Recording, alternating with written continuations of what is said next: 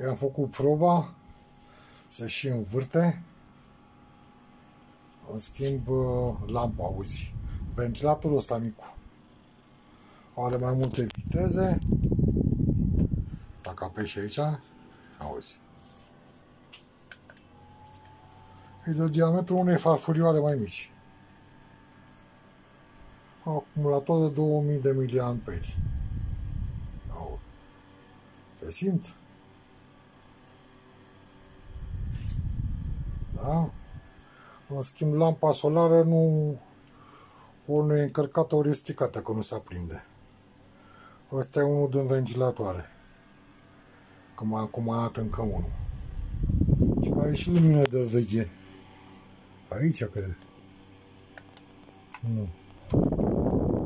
Nu știu unde e lumina de veche. Aici e nivelul.